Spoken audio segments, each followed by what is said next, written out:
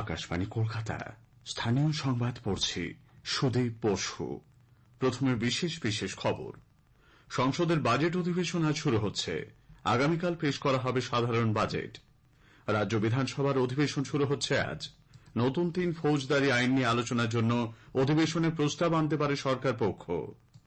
দুর্নীতির সঙ্গে দল কোন রকম আপোষ করবে না বলে 21শে জুলাইয়ের মঞ্চ থেকে কড়া বার্তা তৃণমূল কংগ্রেস প্রধান মুখ্যমন্ত্রী মমতা ব্যানার্জির।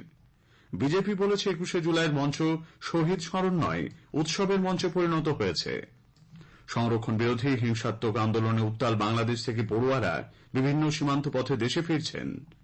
নিম্নচাপ ও ঘূর্ণাবর্তের প্রভাবে রাজ্যের প্রায় সব জেলাতেই আগামী কয়েকদিন হালকা থেকে মাঝারি বৃষ্টি চলবে। আসছি বিস্তারিত সংবাদে। সংসদের বাজেট অধিবেশন শুরু হচ্ছে আজ, চলবে 12ই আগস্ট পর্যন্ত। অধিবেশনের প্রথম দিনে আজ 2023-24 অর্থনৈতিক সমীক্ষা সংসদে পেশ করা হবে। কেন্দ্রীয় অর্থমন্ত্রী নির্মলা সীতারমণ আগামীকাল লোকসভায় 2024-25 সাধারণ বাজেট পেশ করবেন। এবারের অধিবেশনে মোট 16 দিন কাজ হবে বলে জানিয়েছেন সংসদ বিষয়ক মন্ত্রী কিরেন রিজিজু। इकोनॉमिक सर्वे पेश किया जाएगा 22 जुलाई को और 23 को जनरल यूनियन बजट 2024-25 पेश किया जाएगा। उसके बाद जितना भी जो फाइनेंशियल ट्रांजैक्शन, फाइनेंशियल बिजनेस है वो पहले होगा। उसके बाद इम्पोर्टेंट बिल्स, लेजिस्लेशन कोई भी होगा, हम लोग चर्चा करेंगे। अच्छा हाउस चलाने का उम्मीद करते हैं। রাজ্য বিধানসভার অধিবেশন শুরু হচ্ছে আজ। তার আগে অধ্যক্ষ বিমান বন্দ্যোপাধ্যায় নেতৃত্বে বসবে সর্বদলীয় বৈঠক। শোক প্রস্তাবের পর অধিবেশন দিনের মতো মুলতবি হয়ে যাবে। এরপর কার্য উপদেষ্টা কমিটির বৈঠকে অধিবেশনের পরবর্তী কর্মসূচি স্থির করা হবে। 1 জুলাই চালু হওয়া 3টি নতুন ফৌজদারি আইন নিয়ে আলোচনার জন্য সরকার পক্ষ অধিবেশনে একটি প্রস্তাব আনতে পারে। বেশ কয়েকটি সংশোধনী বিল এবারের অধিবেশনে পেশ হবার কথা।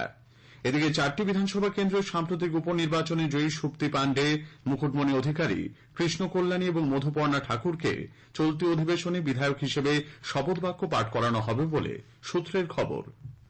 আগামী বিশ্ববঙ্গ বাণিজ্য সম্মেলনের প্রস্তুতি নিয়ে রাজ্য সরকার বৈঠকে বসতে চলেছে। মুখ্য সচিব ভগবতী প্রসাদ গোপালিকা আজ নবান্নে প্রস্তাবিত এই বৈঠকে উপস্থিত থাকার জন্য সংশ্লিষ্ট সব দপ্তরের আধিকারিকদের নির্দেশ দিয়েছেন। বৈঠকে মুখ্যমন্ত্রীর প্রধান আর্থিক উপদেষ্টা অমিত মিত্রর উপস্থিত থাকার কথা। একই সঙ্গে আগামী সেপ্টেম্বর মাসে প্রস্তাবিত শপিং ফেস্টিভ্যাল নিয়েও বৈঠকে আলোচনা হতে পারে।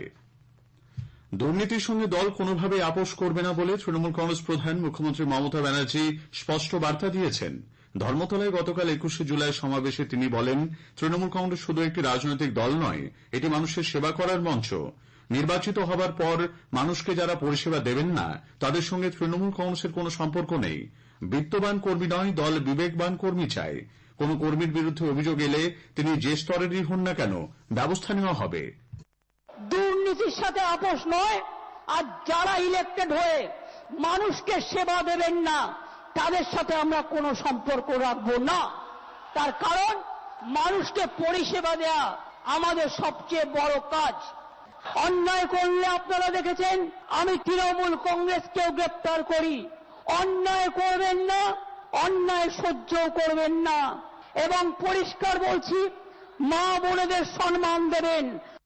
এর আগে দলীয় নেতাকর্মীদের কঠোর বার্তা দিয়ে তৃণমূল কংগ্রেসের সাধারণ সম্পাদক অভিষেক বন্দ্যোপাধ্যায় জানান, দলের হাতে থাকা যেসব পুরসভা ও পঞ্চায়েত এলাকায় গত লোকসভা ও সাম্প্রতিক বিধানসভা উপনির্বাচনে দল পিছিয়ে ছিল সেখানকার নেতাদের ভূমিকা তিনি পর্যালোচনা করেছেন।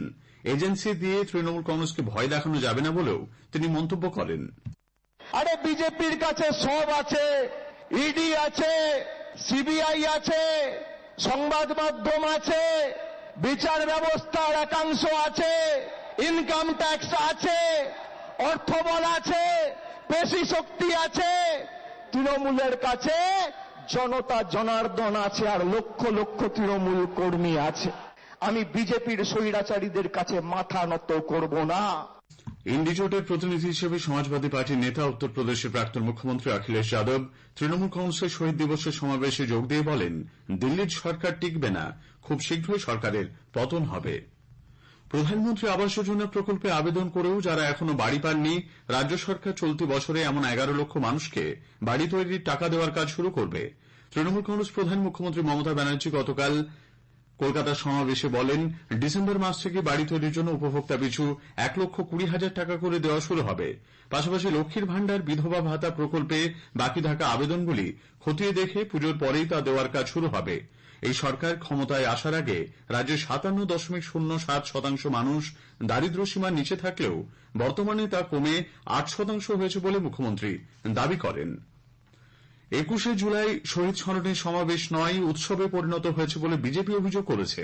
কলকাতায় দলের রাজ্য মুখপাত্র শ্রমিক ভট্টাচার্য সাংবাদিকদের বলেন, এই মঞ্চে কতজন শহীদ হয়েছেন তাদের নাম কখনো উচ্চারণ করা হয় না। শহীদদের পরিবারের আবেগের সঙ্গে প্রতারণা করে এই সভা করা হয়।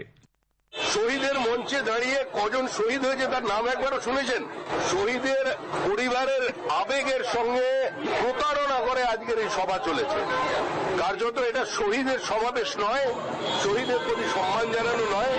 আকাশবাণী আগরতলা, স্থানীয় সংবাদ পড়ছি গৌরী চক্রবর্তী। ত্রিস্তর পঞ্চায়েত নির্বাচনে উত্তর ত্রিপুরা জেলা পরিষদের 17টি আসনে গতকাল বিজেপি প্রার্থীরা মনোনয়নপত্র জমা দিয়েছেন। ইতিপূর্বে উত্তর ত্রিপুরা জেলা পরিষদের 17টি আসনের মধ্যে সিপিএম 17টিতে, কংগ্রেস 5টি এবং নির্দল প্রার্থী 1টি আসনে মনোনয়নপত্র জমা দিয়েছেন। খোয়াই পঞ্চায়েত সমিতির মোট 13টি আসনে গতকাল বিজেপি প্রার্থীরা মনোনয়নপত্র জমা দিয়েছেন। রিটার্নিং অফিসার তথা খোয়াই ব্লক আধিকারিক অভিজিৎ দাসের কাছেই তারা মনোনয়নপত্র জমা দেন। ঊনকোটি জেলার গৌরনগর ব্লকে গতকাল বিজেপি মনোনীত প্রার্থীরা তাদের মনোনয়নপত্র জমা দিয়েছেন। এদিকে রিটার্নিং অফিসার তথা গৌরনগর ব্লকের বিডিও প্রণয় দাস জানান, অবাধ, সুষ্ঠু এবং শান্তিপূর্ণভাবে নির্বাচন পর্ব সম্পন্ন করতে প্রয়োজনীয় ব্যবস্থা গ্রহণ করা হয়েছে।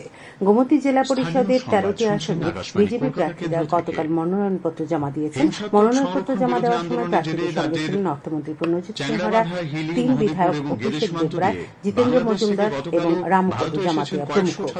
ধলাই জেলা পরিষদের 9টি আসনে প্রতিদ্বন্দ্বিতার জন্য বিজেপি প্রার্থীরা গতকাল জেলা নির্বাচন আধিকারিক সাজু আহমেদের কাছে মনোনয়নপত্র দাখিল করেন। সিপাহীজলা জেলা পরিষদ নির্বাচনে প্রতিদ্বন্দ্বিতার জন্য গতকাল মোট 15 জন প্রার্থী মনোনয়নপত্র জমা দিয়েছেন। এর মধ্যে 14 জন বিজেপি প্রার্থী এবং 1 জন কংগ্রেস প্রার্থী। বামুটিয়া ব্লক এলাকার 10টি পঞ্চায়েতে বিজেপি মনোনীত প্রার্থীরা মনোনয়নপত্র জমা দিয়েছেন। আগামীকাল পঞ্চায়েত সমিতি এবং জেলা পরিষদের প্রার্থীরা মনোনয়নপত্র জমা করবেন। ত্রিস্তর পঞ্চায়েত নির্বাচন সুষ্ঠু এবং ভয়মুক্ত পরিবেশে সম্পন্ন করতে গতকাল বিকেলে বহিরাজ্য থেকে বিশেষ ট্রেনে ধর্মনগরে এসে পৌঁছেছে 2 কোম্পানি কেন্দ্রীয় আধার সামরিক বাহিনী। উত্তর জেলা পুলিশ সুপার এই খবর জানিয়েছেন। গন্ডাচিঞ্চা মহকুমার সাম্প্রতিক অনভিপ্রেত ঘটনার পরিপ্রেক্ষিতে রাজ্য সরকার ক্ষতিগ্রস্তদের জন্য আর্থিক সহায়তা বরাদ্দ করেছে। রাজ্য সরকারের পক্ষ থেকে মৃত পরমেশ্বর রিয়াংয়ের পিতা খড়গ্রাম রিয়াংকে 6 লক্ষ টাকা আর্থিক সহায়তার অনুমোদন দেওয়া হয়েছে। পাশাপাশি এই ঘটনায় 165টি ক্ষতিগ্রস্ত পরিবারের জন্য রাজ্য সরকার 1,54 লক্ষ টাকা আর্থিক সহায়তা বরাদ্দ করেছে। ইতিমধ্যে অন্তর্বর্তীকালীন সহায়তা হিসেবে জেলা প্রশাসনের পক্ষ থেকে ক্ষতিগ্রস্তদের 25,000 টাকা করে দেওয়া হচ্ছে। ক্ষতিগ্রস্ত ঘরবাড়ি, দোকানপাট এবং অন্যান্য সম্পত্তির ক্ষয়ক্ষতি নিরূপণের প্রক্রিয়া চলছে এবং শীঘ্রই এই প্রক্রিয়া শেষে অবশিষ্ট আর্থিক সহায়তা দেওয়া হবে। অন্যদিকে ত্রাণ শিবিরে অবস্থানরতদের প্রয়োজনীয় সুবিধা প্রদানের পাশাপাশি নিয়মিত স্বাস্থ্য পরীক্ষা করার জন্য স্বাস্থ্য শিবিরের ব্যবস্থা করা হয়েছে। গতকাল ধলাই জেলার জেলাশাসক এবং পুলিশ সুপার গন্ডাচিঞ্চা পরিদর্শন করেন।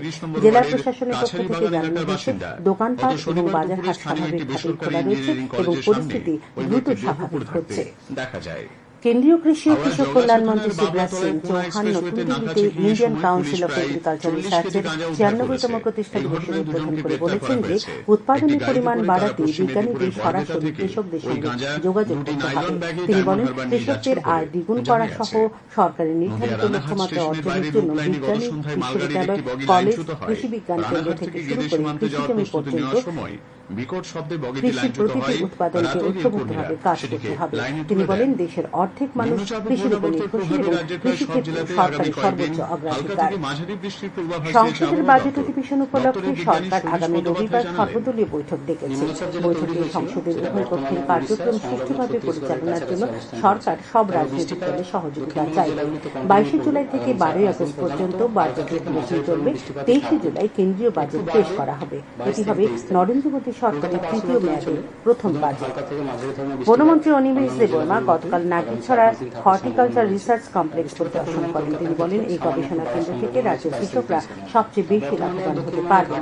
ভবিষ্যতে রাজ্যের কৃষি এবং উদ্যান বিভাগকে এগিয়ে নিয়ে যাওয়ার ক্ষেত্রে এই গবেষণা কেন্দ্রটি বড় ভূমিকা রাখবে বলে তিনি আশা প্রকাশ করেন। আগামী দিনে পাহাড়ি এলাকায় কৃষিভিত্তিক ফসল উৎপাদনের বিষয়ে তিনি বিজ্ঞানী এবং আধিকারিকদের সঙ্গে কথা বলেন। কৃষকরা যাতে উৎপাদনের পাশাপাশি আর্থিকভাবে স্বাবলম্বী হতে পারে সে বিষয়ে জোর দেন তিনি। যাত্রীদের আরামদায়ক এবং স্বাস্থ্যকর ট্রেন যাত্রার পর্যাপ্ত সুবিধা প্রদানের লক্ষ্যে বিভিন্ন ব্যবস্থা গ্রহণ করেছে উত্তর পূর্ব সীমান্ত রেলওয়ে। নিজের অধিক্ষেত্র থেকে যাত্রাকারী অধিকাংশ ট্রেনে অনবোর্ড হাউসকিপিং পরিষেবা চালু করেছে। রেলওয়ে চত্বর এবং ট্রেনের কোচগুলিতে পরিচ্ছন্নতা বজায় রাখার জন্য আধুনিক যন্ত্রপাতি দ্বারা বিভিন্ন পরিবেশ বান্ধব প্রচেষ্টা এবং ব্যবস্থা গ্রহণ করা হয়েছে।